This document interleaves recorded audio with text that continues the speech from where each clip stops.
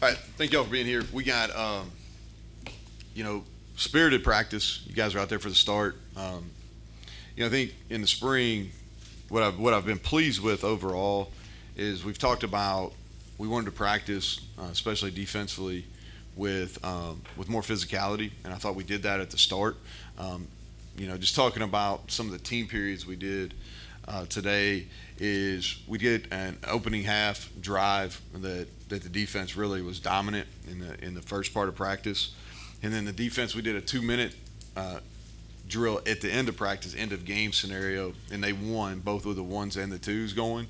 And so they started well and finished, and I think defensively, I thought the secondary today had a good day. Aubrey Burks had several open field tackles. Jacoby Spells had his best day of the spring. Made a couple nice plays on the ball. Had an interception in the end zone. That was a big time play.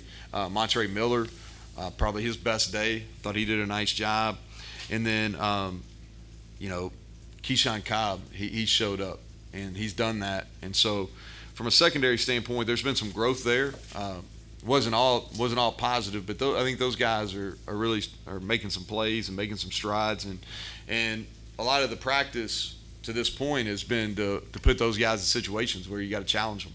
It's offensively didn't start very well, and the end of game scenario was tough, but you got to work those situations for the quarterbacks, and we didn't make great decisions in the 2 minute situation, which is not unexpected. We've got to coach those and get them on tape and make corrections, and they'll be better. I thought we did a red zone period, and I thought the offense was really good during that period, and scored multiple touchdowns. And then kind of during the middle, we did some controlled a first down period and a deal where we really worked on some pass game stuff, and I thought that the offense was successful in those periods. So some ups and downs is what you want in a spring practice. I thought just continue with defense. Lee Koba has made some strides. I thought he played the run well today. He's had his first, I think we've done with 9 practices, and he's been sharp. And year 2 for a junior college player, y'all have heard me say that. I think that's kind of, I think it's been true here in the past, even before we were here. Is year 2 is when guys make a big jump, and you're starting to see some of that. And then I thought D. Lyme and Sean Martin built off of Saturday. He was good in the stadium on Saturday, and he kind of continued this week on Tuesday and Thursday. Lockhart and Hammond Russell are both giving us something. Those are guys we're putting a lot on right now, and so I'm pleased with how they've progressed. Offensively, going over, Wyatt was out, nothing serious. Frazier, I told you he's going to be limited at the start. So those guys didn't go today. I thought Doug got a lot of reps with Doug on the outside. Yates has stepped in, and we've been moving him around, and it's encouraging. He's had a really good spring ball up to this point. He's played center, guard, and tackle, so he's given us some versatility. I think it speaks to his football intelligence, the fact that he's been in there at center. And I'm encouraged what he's given us at guard to this point too. A receiver, Devin Carter had a big day today. Jay-Sean Polk had his best day out of 9 today. We were able to get him the ball, and he looked fast. Y'all saw some of that when we were doing the special teams drill when you first got outside, and I thought he did some really natural things in the return game during that period. Tight end, I thought Cole Taylor, we got him the ball some. He's got really good hands, understands route running. And then Will Dixon, I think I mentioned this the other day, he's coming along. So excited about that. And I thought Michael Hayes really kicked the ball. Him and Danny King are in a quality competition there. They both kicked the ball really well in a couple of live situations today. And so, we're getting a lot of reps. I told you all, we're going the first 7 days. We did some group and some fundamentals, and really since then it's been a lot of 11 on 11. We do a little bit of individual, a little bit of group period, but it's a lot of 11 on 11, and it's controlled. It's not all tackle. It's controlled, but it's good experience, and that's what we need. And spring's about kind of working some schematics, trying to figure out some things, maybe some new, some different, but it's also finding people, and who's made the big jump, and so pleased with where we're at. We'll take a break here The guys will have off until we'll come back Monday. We'll have meetings, and then we'll practice again on Tuesday. So they get a little break, and then we'll finish up with 2 weeks. So great. So analysis on quarterbacks now that you're starting the second half of spring drills. Obviously, the starter, or well, not starters, the two veterans, but also the younger guys. What do you think? Yeah, I think it's early on the young guys. Sean Boyle has been surprising with his athleticism. He can run. Probably a better athlete than maybe we initially thought coming in. They were under center in high school a lot, and so the offense is a drastic change. So you've got a big change in scheme. Obviously size, speed, all the things that go with being a college student. So it's a big jump. So I think it's too early to really give kind of where he's at. But as far as Nico and Garrett, there's some really high points where, because both of them are really talented. They're really talented. They do some of the same things well. They're different, but I mean overall they're different. They have some the same characteristics, ability to be dual threat. Nico's more of a strong runner. Garrett's more of a fast runner, but they're both really talented. But they're both inexperienced. Garrett has more experience than Nico, and so they're good. Looks really good. Like Nico today hit an RPO on a post route that he hit him in stride. He put the ball in the belly. The defense gave him a throw look. Man, he put it on him right in stride. Touchdown, big play. Threw a go ball today, like down. Probably 45, 50 yards to Devin Carter. Hit him on the stride. Devin never broke stride. Hit it, man. Like two beautiful plays. But he's also learning. Like he made a huge error in his 2-minute situation.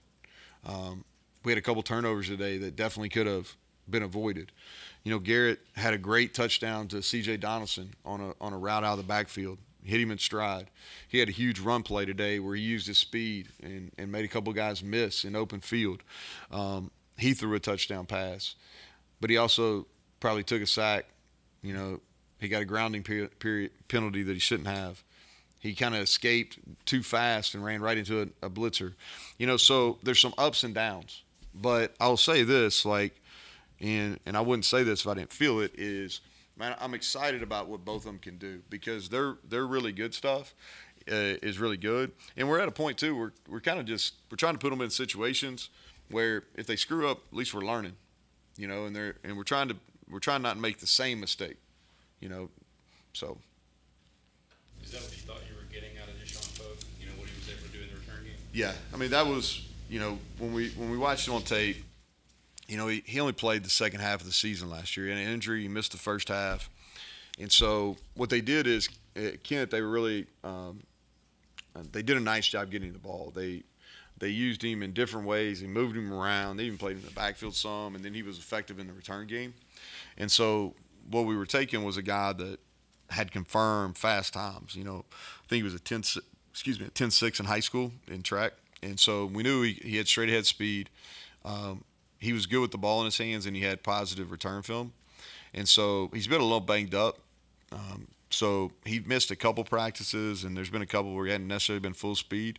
But he practiced on Tuesday the whole time. And then today was, some glimpses of what I think he can be. He got vertical quickly in the return game.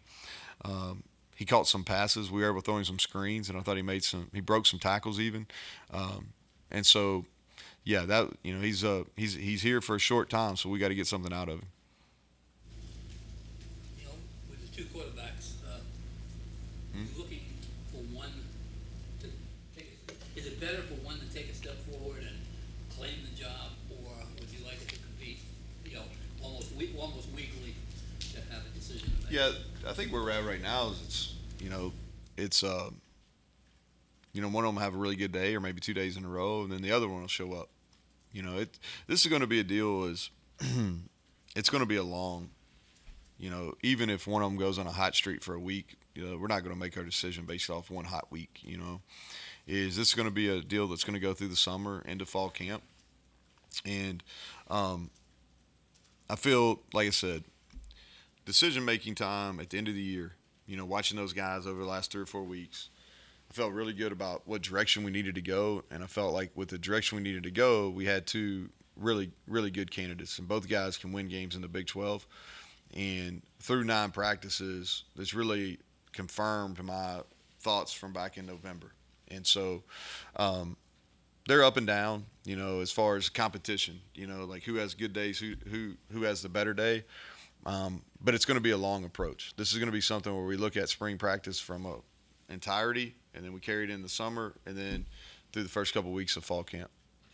I mean, if you go into it and you've got both guys that can give you value on the field, would you go into it and say, well, let's make packages for both of them and go that way?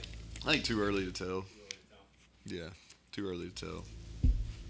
Have you got fully what you expected out of the new coaches to your staff? We talked a lot before about Blaine, but even Blau, and it seems to me, even in the progression of spring, that they're both feeling, more in command of their groups. Blau very loud and vocal. Obviously, you knew their work, interviewed them, etc. But are there any surprises there? Are you getting exactly what you expected? Did you know this was them? Or are there even times where you're watching them and thinking, man, this guy's a really good coach? I'm almost also impressed. Well, here's what I'm impressed on is they're growing as well. Like Even Chad in his new role. so Bilal knows the system. Blaine is new to the system, right? But Blaine is extremely intelligent. He's got really good big picture views, which I think bodes very well for him in his future. And what I think he does is he's got really good teaching, and which is first thing. Anytime we're hiring somebody, we want somebody that can teach at a position level. And he teaches. He makes the game simple. And tight end, other than quarterback, is the hardest position to learn because you got to do so many things, right? And he's done a nice job of really simplifying that. And if you think about it, Traylon Davis is the only guy in that room that has true game experience here. Now, Cole's got some experience at LSU, but the rest of those guys are relatively young, and we put a lot on that position as far as knowing what to do, right? And so I've been impressed with his teaching. Like, in general, both of them have youth, and they have energy, and they have excitement, right? And so there's a little bit of give and take there. So, like, Chad was and Chad still has great energy, but when you're organizing and you got to keep eyes on all of them, I really felt like that we needed to have somebody else besides him just be the guy that could give energy out to the whole, and both those guys can. Bilal fundamentally is at this stage of his career as good as any receiver guy I've been around. I think he's got the right mix of loving them and being hard on them. They're accountable. I think that we've caught the ball better than any other, whether it's spring practice or fall camp. We've caught the ball better. And I think a lot of that is credit to him for what he's done in the offseason and how he's challenged those guys to catch balls. And so I think that's a credit to him. I've been pleased with Chad. Chad's been great in front of the room. He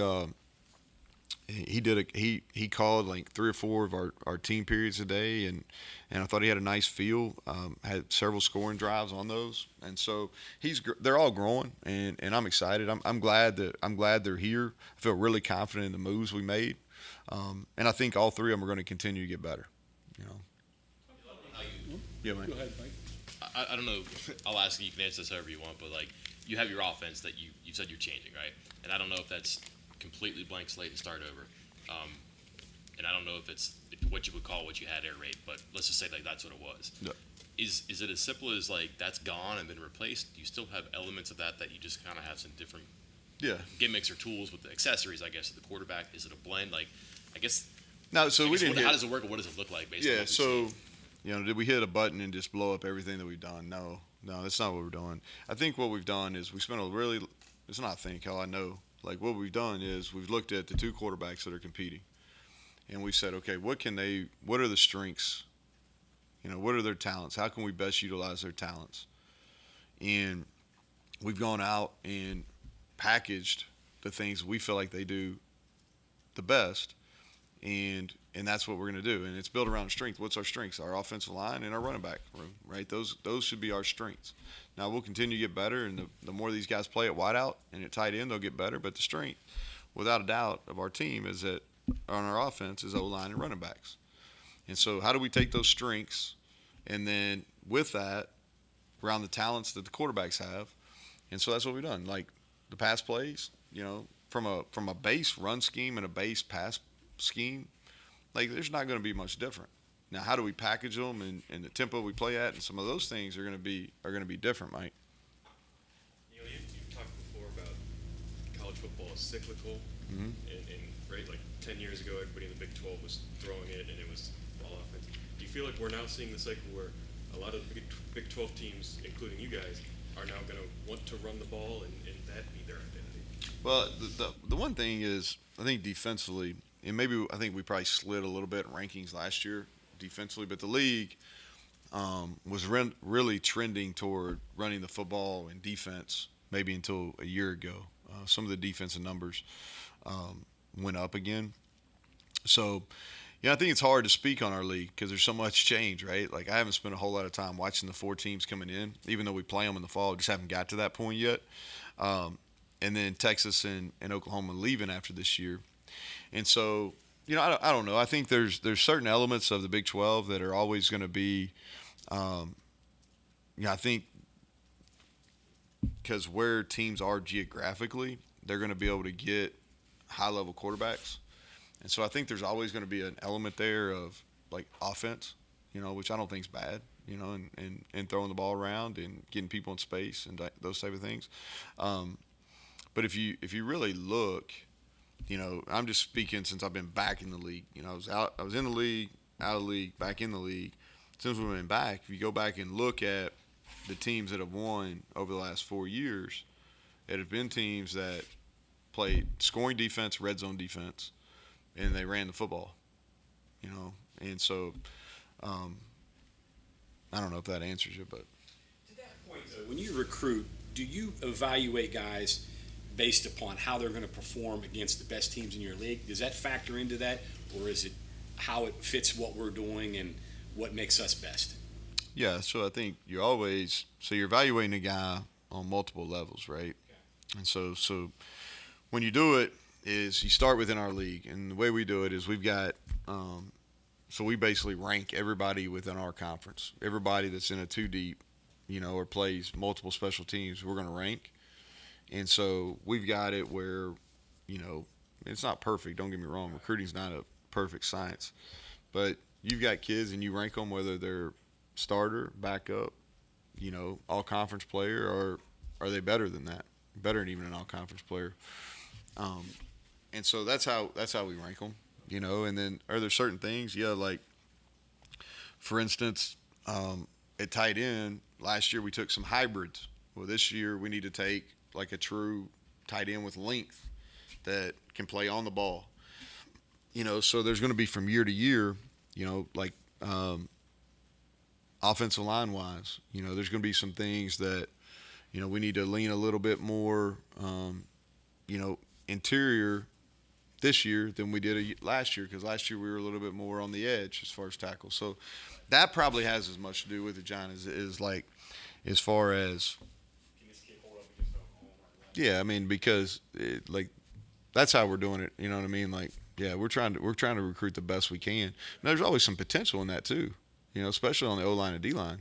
You're taking some growth potential. Talk about the explosion in practice technology. Jeff was talking the other day about the TrackMan that you guys are using, GPS, robotic quarterbacks. Just in your time here, how much is it's out there? How do you guys use it? What do you think of these things? I'm sure salesmen come through and try to give you stuff every day or sell you stuff.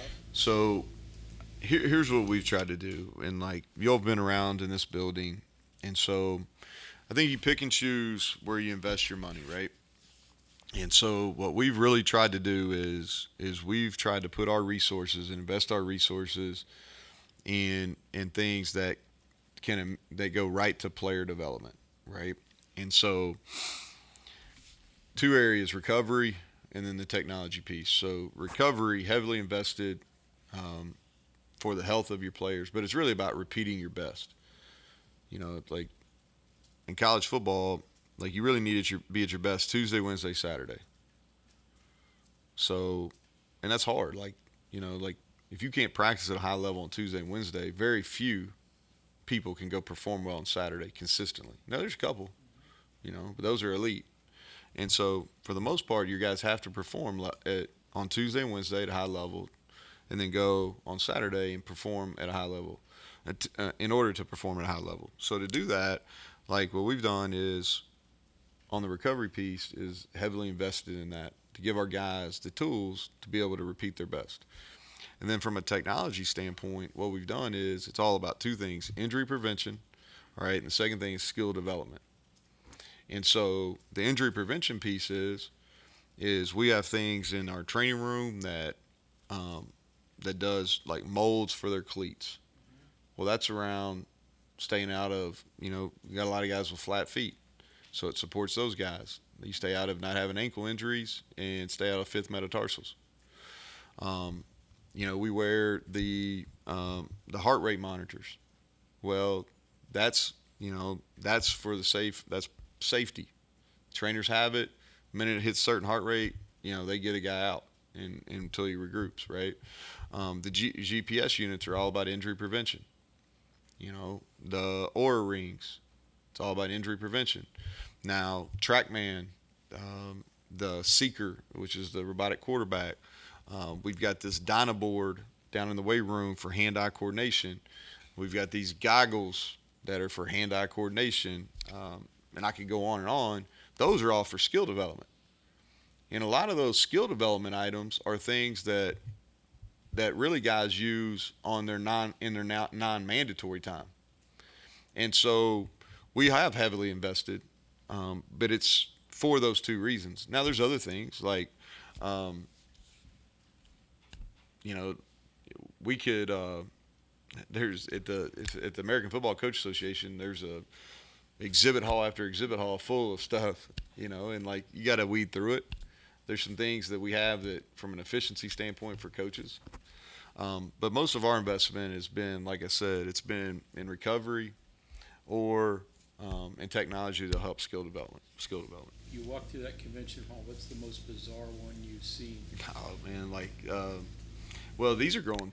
The robotic tackling dummies; those are gaining some steam.